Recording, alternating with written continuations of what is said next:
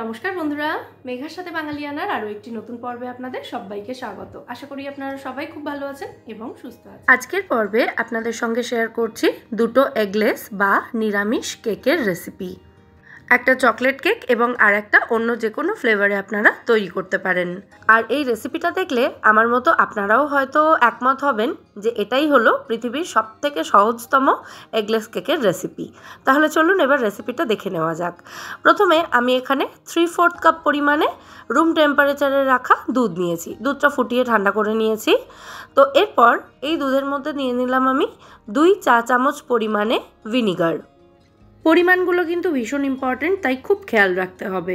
দুধ নিয়েছি 1 কাপের একটু কম পরিমাণে, আর তার মধ্যে 2 চা চামচ পরিমাণে ভিনিগার দিয়েছি। দুধের মধ্যে ভিনিগারটাকে ভালো করে একবার মিশিয়ে দিয়ে এটাকে ঢাকা দিয়ে 5 থেকে 7 মিনিট মতো রেখে দিতে হবে। বাকি কেক ব্যাটারটা বানানোর আগে আমি এখানে গ্যাস ওভেনটা প্রিহিট করার জন্য রেডি করছি। একটা খালি কড়াইয়ের মধ্যে একটা টিফিন বক্সের ঢাকনা উল্টো করে রেখেছি। কড়াইয়ের ঢাকনাটা দিয়েই কড়াইটা ঢাকা দেওয়া যেতে পারে, তবে আমি যে কেক টিনটা ব্যবহার করব এখানে কেকগুলো তৈরি করার জন্য, সেই কেক টিনটা একটু উঁচু হওয়াতে কড়াইয়ের যে ঢাকনা সেটা লাগছিল না, তাই একটা উঁচু পাত্র দিয়ে কড়াইটাকে ঢাকা দিয়ে মিডিয়াম ফ্লেমে ওটাকে গরম করতে বসিয়েছি। আর এদিকে এতক্ষণে দুধ এবং ভিনিগারের যে মিশ্রণটা সেটা একটু ওই ছানা কাটা টাইপের হয়ে গেছে, তো সেটাকে একটা তারের হুইস্কারের সাহায্যে খুব ভালো করে ফেটিয়ে নিচ্ছি। ফেটানো হয়ে গেলে এর মধ্যে দিয়ে দিচ্ছি 1/3 কাপ পরিমাণে সাদা তেল। এর পরিবর্তে আপনারা গলানো মাখনও ব্যবহার করতে পারেন। এরপর এর মধ্যে চিনি দিয়ে দিতে হবে। তো চিনিটা আমাদের গুঁড়ো করে দিতে হবে। 1 কাপ ময়দার জন্য 1 কাপের একটু কম পরিমাণে বা ওই 3/4 কাপ পরিমাণে চিনি ব্যবহার করতে হবে। এই 3/4 কাপ পরিমাণে চিনি মেপে নিয়ে এটাকে মিক্সিতে গুঁড়ো করে ব্যবহার করছি। তো গুঁড়ো করা চিনিটা এর মধ্যে দিয়ে দিলাম। পারলে সমস্ত উপকরণ মেজারিং কাপে মেপে নেবেন, অথবা পার্টিকুলার যে কোনো একটা কাপে করে মেপে নেবেন, তাহলে উপকরণের পরিমাণগুলো ঠিক হবে। তো এবার সমস্ত উপকরণ আবারও খুব ভালো করে ফেটিয়ে নিচ্ছি। খুব ভালো করে মিশে যাওয়া পর্যন্ত ফেটিয়ে নিলেই হবে। এরপর এর মধ্যে কয়েক ফোঁটা বাটারস্কচ এসেন্স দিয়ে দিচ্ছি। এর পরিবর্তে আপনারা যে কোনো পছন্দ মতো এসেন্স ব্যবহার করতে পারেন। এসেন্স না দিতে চাইলে এলাচ গুঁড়োও দিতে পারেন, অথবা এসব ছাড়াই কিন্তু কেকটা তৈরি করতে পারেন। যেহেতু এটা এগলেস কেক, তাই এসেন্স না দিলেও কোনো অসুবিধা হবে না। তো সমস্ত উপকরণ আবারও খুব ভালো করে মিশিয়ে নিয়েছি। এবার এই পাত্রের ওপরেই একটা বড় ছাঁকনি রেখেছি আমি। এই ছাঁকনির ওপরে শুকনো উপকরণগুলো দিয়ে সেগুলোকে চেলে নিয়ে ব্যবহার করব। তো ছাঁকনির ওপরে প্রথমেই নিয়ে নিচ্ছি 1 কাপ পরিমাণে ময়দা। এরপর দিয়ে দেব বেকিং পাউডার। বেকিং পাউডার দেব 1 চা চামচ পরিমাণে, মানে 1 টিস্পুন বেকিং পাউডার দিতে হবে। আমি এখানে 1/2 টিস্পুনটা ব্যবহার করে বেকিং পাউডারটা মেপে নিচ্ছি, তাই দুবার দিলাম বেকিং পাউডার। আর দিয়ে দেব এর মধ্যে 1/4 চা চামচ পরিমাণে বেকিং সোডা বা খাওয়ার সোডা। ওই 1/2 টিস্পুনে মেপেই আমি অর্ধেকটা দিয়ে দিলাম খাওয়ার সোডা। আর দিলাম 1 টেবিল চামচ পরিমাণে গুঁড়ো দুধ। এই সমস্ত উপকরণ ছাঁকনির ওপরেই প্রথমে একটা চামচের সাহায্যে ভালো করে মিশিয়ে নেব। তারপর এগুলোকে চেলে নিয়ে ডিরেক্টলি যে মিশ্রণটা রেডি করে রেখেছি সেটার উপরেই দিয়ে দেব। আপনারা কিন্তু এই শুকনো উপকরণগুলোকে আলাদা একটা পাত্রে চেলে নিতে পারেন, তারপর সেটাকে অল্প অল্প করে মেশাতে পারেন। তবে আমি যেহেতু বললাম যে সবথেকে সহজতম কেকের রেসিপি এটা, তাই যতটা পেরেছি এটাকে সিম্পলভাবে দেখানোর চেষ্টা করেছি। যাই হোক, শুকনো উপকরণগুলো চেলে নেওয়ার পর এবার ফাইনালি সমস্ত উপকরণ আবারও ওই তারের হুইস্কারটার সাহায্যেই খুব ভালো করে মিশিয়ে নিচ্ছি। যে কোনো একটা ডিরেকশনে ঘুরিয়ে ঘুরিয়েই কিন্তু মিশ্রণটা রেডি করবেন। আর খুব বেশিক্ষণ সময় নিয়ে এটাকে ফাটানোর কিন্তু একেবারেই প্রয়োজন নেই, তাতে ওভার মিক্সিং হয়ে যাবে এবং কেক ঠিকঠাক ফুলবে না। তাই সমস্ত উপকরণ ভালো করে মিশে যাওয়া পর্যন্ত এটাকে মিশিয়ে নিলেই যথেষ্ট। তো দেখুন সমস্ত উপকরণ ভালো করে মিশে গেছে, ব্যাটারে কোনো লাম্পসও নেই। তবে ব্যাটারটা আমার একটু ঘন মনে হচ্ছে, তাই এর মধ্যে আরও সামান্য 3 থেকে 4 টেবিল চামচ মতো লিকুইড দুধ অ্যাড করলাম, রুম টেম্পারেচারে রাখা দুধ। তারপর এই ব্যাটারটাকে ভালো করে মিশিয়ে একটু পাতলা করে নিচ্ছি। ব্যাটারটা কিন্তু খুব বেশি পাতলা বা খুব বেশি ঘন হবে না, মাঝামাঝি কনসিস্টেন্সির একটা ব্যাটার তৈরি করতে হবে। ব্যাস, আমাদের কেকের ব্যাটার এখানে একদম রেডি হয়ে গেছে। এবার যে কেক টিনের মধ্যে কেকটা বেক করব সেটাকে রেডি করে নিচ্ছি। প্রথমে কেক টিনটাতে খুব ভালো করে এভাবে তেল মাখিয়ে নিচ্ছি, আপনারা বাটারও অ্যাপ্লাই করতে পারেন। তারপর কেক টিনের এই বেসটাতে একটা বাটার পেপার লাগিয়ে দিচ্ছি। এতে কেকটা বেক হওয়ার পরে খুব সহজেই কিন্তু বেরিয়ে আসবে কেক টিনটা থেকে।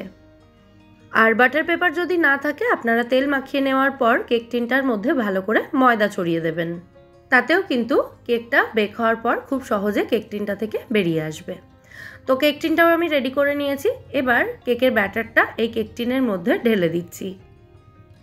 আমি কিন্তু কেক ব্যাটার বানানোর পুরো প্রসেসটাই আপনাদের সঙ্গে শেয়ার করলাম। কেক ব্যাটারটা রেডি করতে ম্যাক্সিমাম 7 থেকে 8 মিনিট মতো সময় লেগেছে। তো ব্যাটারটা কেক টিনে ঢালার পর এভাবে কয়েকবার ট্যাপ করে নিচ্ছি, এতে কেক টিনের মধ্যে ব্যাটারটা ভালো মতো সেট হয়ে গেছে। এতক্ষণে আমাদের গ্যাস ওভেনটাও প্রিহিটেড হয়ে গেছে। মিডিয়াম ফ্লেমে রেখে 7 থেকে 8 মিনিট সময় নিয়ে আমি কড়াইটাকে প্রিহিট করেছি। এবার এই গরম কড়াইটার মধ্যে রেডি করে রাখা কেক টিনটা বসিয়ে দিলাম। তারপর কড়াইটাকে আবারও ঢাকা দিয়ে দেব। মিডিয়াম ফ্লেমে প্রথমে 10 মিনিট এটাকে বেক করব, তারপর গ্যাসের ফ্লেমটা একদম কমিয়ে লোতে করে দেব এবং আরও 20 থেকে 30 মিনিট মতো বেক করব। মানে টোটাল 30 থেকে 40 মিনিট মতো কেকটা বেক করতে সময় লাগবে। 30 মিনিট বেক হওয়ার পর কেকটাকে চেক করতে থাকতে হবে।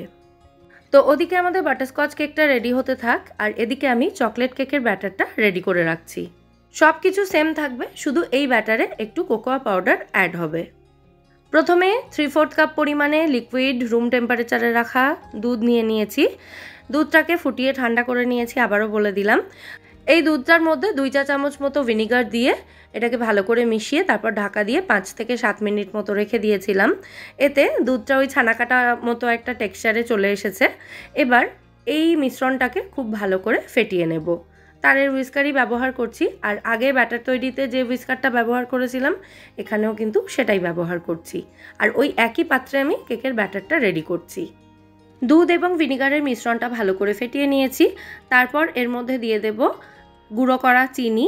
ওই একই পরিমাণে চিনি এখানে ব্যবহার করতে হবে, মানে 1 কাপের 4 ভাগের 3 ভাগ চিনি নিয়ে সেটাকে গুঁড়ো করে এখানে ব্যবহার করেছি। এসেন্স দিয়ে দিচ্ছি এখানে। চকলেট কেকের জন্য ভ্যানিলা বা চকলেট এসেন্স ব্যবহার করা যেতে পারে। আর দিয়ে দিচ্ছি 1/3 কাপ পরিমাণে সাদা তেল। এর পরিবর্তে আপনারা গলানো মাখনও ব্যবহার করতে পারেন, তবে কেক অনেক বেশি সময়ের জন্য যদি ময়েস্ট রাখতে চান তাহলে কিন্তু সাদা তেলের জুড়ি মেলা ভার। তো আবারও সমস্ত উপকরণ হুইস্কারের সাহায্যে খুব ভালো করে ফেটিয়ে নিচ্ছি। তারপর এর মধ্যে একই রকমভাবে শুকনো উপকরণগুলো চেলে নিয়ে মিশিয়ে দেব। প্রথমে নিয়ে নিলাম 1 কাপ পরিমাণে ময়দা। এর সাথে যেহেতু এটা চকলেট কেক তাই এই ময়দার মধ্যে দিয়ে দিচ্ছি আমি 2 টেবিল চামচ পরিমাণে কোকোয়া পাউডার। 1 টেবিল চামচ গুঁড়ো দুধ বা মিল্ক পাউডার ব্যবহার করলাম। আর দিয়ে দেব 1 চা চামচ বেকিং পাউডার এবং 1/4 চা চামচ বেকিং সোডা। মানে সমস্ত উপকরণই কিন্তু আগের কেকটার মতো থাকছে, শুধুমাত্র কোকোয়া পাউডারটা অ্যাড হলো। এবার এই সমস্ত শুকনো উপকরণগুলোকে প্রথমে চামচের সাহায্যে মিশিয়ে নিয়ে তারপর চেলে নেব। এই শুকনো উপকরণগুলো চেলে নেওয়ার ব্যাপারটা কিন্তু ভীষণই ইম্পর্টেন্ট, তাই এই স্টেপটা একেবারেই স্কিপ করা যাবে না। তো শুকনো উপকরণগুলো চেলে নেওয়া হয়ে গেছে। এবার আবারও সমস্ত উপকরণ খুব ভালো করে একটা ডিরেকশনে ঘুরিয়ে মিশিয়ে নিচ্ছি। খুব বেশিক্ষণ সময় নিয়ে মিশ্রণটাকে ফেটাবেন না, তাহলে কিন্তু ওভার মিক্স হয়ে যাবে। সমস্ত উপকরণ ভালো করে মিশে গিয়ে ব্যাটারটা লাম্পস ফ্রি হয়ে যাওয়া পর্যন্ত এটাকে মিশিয়ে নিলেই যথেষ্ট। এই ব্যাটারটা কিন্তু একদম ঠিকঠাক কনসিস্টেন্সির রেডি হয়েছে, এটাকে আর পাতলা করার প্রয়োজন নেই, তাই আর আমি লিকুইড দুধ এর মধ্যে অ্যাড করলাম না। দেখতেই পাচ্ছেন ব্যাটারটা ঠিক এরকম একটা কনসিস্টেন্সির তৈরি করতে হবে।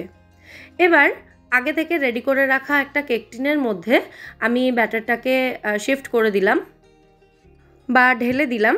তারপর কেক টিনটা ধরে 2-3 বার এটাকে ট্যাপ করে নেব, যাতে কেক টিনের মধ্যে ব্যাটারটা সেট হয়ে যায়।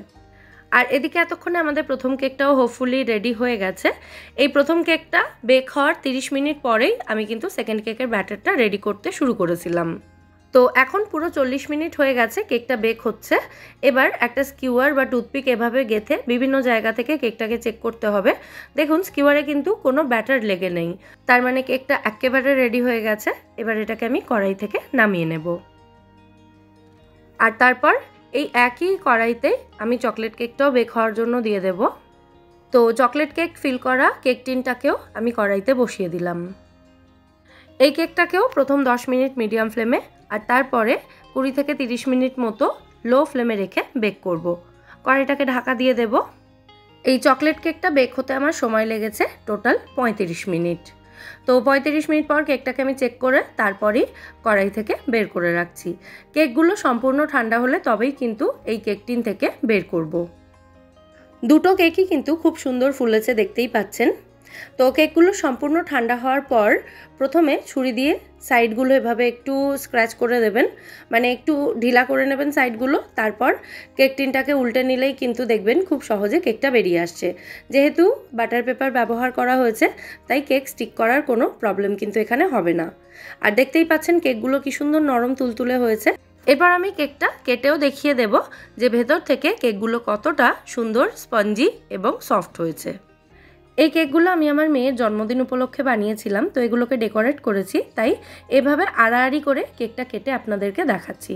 দেখুন কতটা স্পঞ্জি আর সফট হয়েছে কেকগুলো। ডেকোরেশনটা আর ডিটেলে আমি শেয়ার করলাম না। যাই হোক, বাটারস্কচ কেকটা তো দেখলেন। এবার চকলেট কেকটা আমি একই রকমভাবে কেটে দেখিয়ে দিচ্ছি এটাও কতটা পারফেক্ট টেক্সচারের হয়েছে। বাটার পেপারগুলোকে প্রথমে কেকের গা থেকে খুলে দিলাম, তারপর এভাবে আড়াআড়ি করে এই কেকটাকেও কেটে দেখিয়ে দিচ্ছি। কেকের টেক্সচার দেখে কি কোনো রকমভাবে বোঝার উপায় আছে যে এগুলো এগলেস কেক? ডিম দেওয়া কেকের মতোই কিন্তু সুন্দর ফ্লাফি, স্পঞ্জি এবং সফট হয়েছে। দেখতেই পাচ্ছেন, দেখিয়ে দিচ্ছি আমি সব রকমভাবে। আশা করি আপনারাও যদি এই রেসিপি ফলো করে বাড়িতে এগলেস কেক তৈরি করেন তাহলে আপনাদের কেকও এরকম পারফেক্ট হবে। তো রেসিপিটা কেমন লাগলো সেটা কিন্তু অবশ্যই কমেন্টে জানাবেন। রেসিপি ভালো লাগলে ভিডিওটাকে বরাবরের মতো একটা লাইক এবং শেয়ার করে দেওয়ার অনুরোধ রইল। সবাই সুস্থ থাকবেন, ভালো থাকবেন এবং সবাইকে খুব ভালো রাখবেন। নমস্কার।